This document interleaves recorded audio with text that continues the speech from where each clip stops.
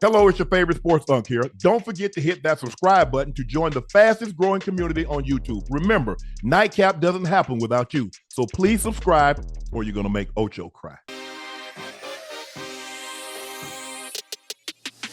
Ocho, former #1 overall draft pick, Jadeveon Clowney visited the Cowboys today. With the Cowboys trading Micah Parsons to the Packers, Jerry Jones is entertaining the 2014 #1 overall draft pick, Jadeveon Clowney, as a possible edge rusher to help the defense. Brian Schottenheimer, who coached Clowney with the Seahawks, this is something we've been monitoring every position. Again, I feel great about our defensive line, but anytime you have a chance to potentially add good football players, why wouldn't you kick the tires?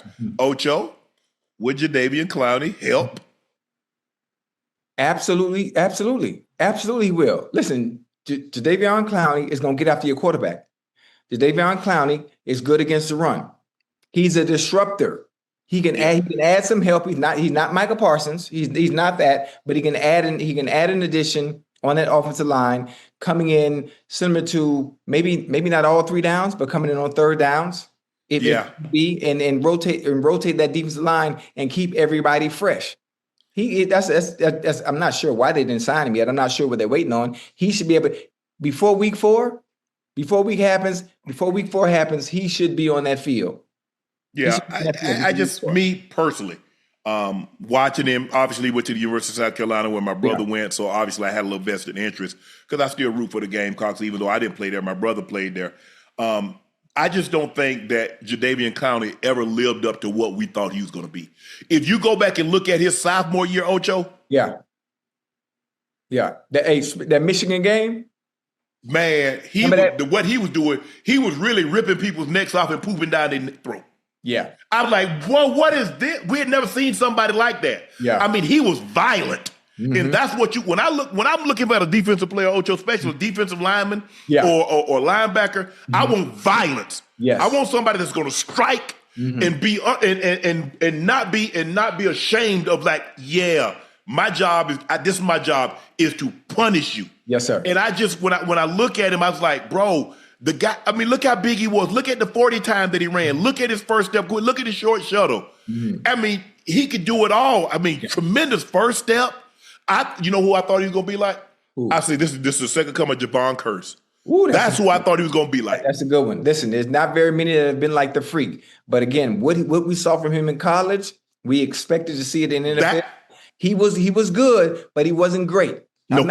I'm not sure what his injury history looks like, but I do know some of the times he showed flashes of brilliance. Yes. He's a great disruptor.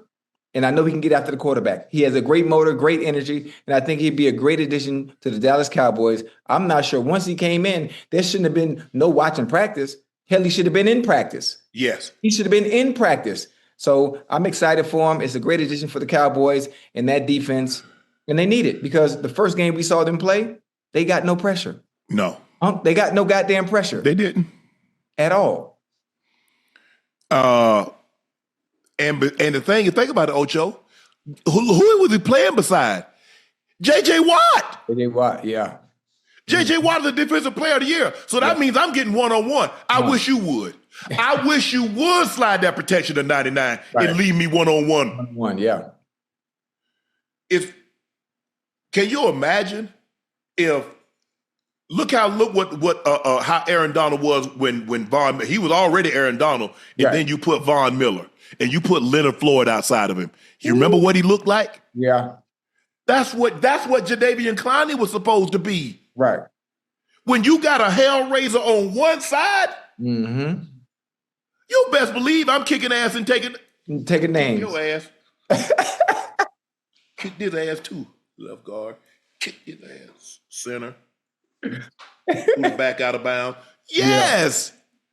That's that's the mentality. Bro, I wish I would double rod. I dare you. I double dog dare you. Yeah. To double somebody else other than me. Right. And think I'm not going to. And matter of fact, honestly, you got to take something like that personal. You have to take something like that personal, saying, "Oh, you're going to slide protection the opposite way because you think there's a dog on the other side." Yes. You leaving me one-on-one? You disrespected me. You disrespected me. You said, "Oh, we ain't got to worry about him." Okay. Basically.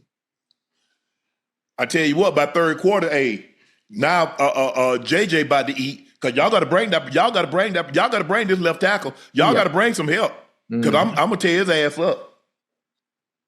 And look, we don't know. Obviously, he's not the explosive player he wants. Nobody is. I mean, this will be his 12th year in the league. He came in 2014, so we're looking at a guy that'll be 12 years deep, obviously. But yeah, he had moments. But I expected him to be a perennial Pro Bowl player, a perennial All-Pro. He had Defensive Player of the Year potential. That's what I was expecting of him. Right. He's the overall draft pick. Number 1 overall draft pick as a defensive line. Oh, yeah. You got to be Myles Garrett. Yeah. That's the number 1 overall draft pick as a defensive lineman. Right. Bruce Smith. That's the number 1 draft pick as a defensive lineman. That's what I'm expecting. I don't think I'm expecting too much. And I know everybody can't be. I think Brucey was a 2-time Defensive Player of the Year. Myles has already won one. But when you're the number 1 overall player, those are the expectations that people have for you. And like I said, he had a good career. But I think he left some stuff on the table, Ocho. Yes, sir. I do. Cowboys All-Pro cornerback DaRon Bland suffered a foot injury during practice on Monday. That could result in him missing a couple of weeks. Bland recently signed a 4-year extension, $92 million. According to Clarence Hill, Bland is out at least 2 weeks. He missed time last season with a left foot fracture. Trayvon Diggs is not ready for a full load. He played 27 snaps against the Eagles. Ocho, it is time for them to call Gilly, Stephon Gilmore. I think you should. Listen, the Colts call Xavier Howard. You bring in a veteran presence, a very savvy veteran at that, like Stephon Gilmore. He's ready. I had the wide receiver workshop during the offseason. Gilmore came out there to watch some of the receivers, and we talked for a little bit. He's saying he was keeping himself in shape. If the right situation presented itself, he would welcome a comeback. So I think that's something that they should do. Again, I'm not sure why Jerry's not on the phone, knowing that Bland is going to be out 2 weeks. And I think they probably have some type of belief in whoever Bland's backup may be, where they haven't called a veteran presence to come in. So I think they're thinking like, okay, well, listen, 2 weeks, we can roll with someone else that we already have here that is a backup and see if we can do things to kind of protect him. If he's the fish, if that person that is the backup is the weak link, we can hide that for a little bit. We can hide that for 2 weeks until Bland gets back. Well, I think the thing is, if you're going to hide him, that means your defensive line need to get pressure. That's the best way to hide his ass, Ocho. The quarterback don't have time to sit his back foot and throw the ball, or somebody hit him in the back of his head. Right. That's what you're looking for. That's what you're trying to accomplish if you're trying to hide the thing. Because I didn't think they had great. I think they got guys. If I'm not mistaken, I think DaRon Bland was a wide receiver, and they switched him to DB in college. That would be him and Trayvon Diggs. Trayvon Diggs went to Alabama as a wide receiver, and Coach Saban said, "I think, but you got to think. Look at all the receivers that was over there. Yeah, son, I think you'd be better on the other side of the ball. On the other side of the ball, and he's parlayed that into one of the better defensive backs. Great clue skills. He's a gambler. Got a lot of T-Buck, a lot of tendencies." T-Buck used to always say they got more slants and stop routes than they got 9 routes. Yes, so I'm gonna take my chances. And he would.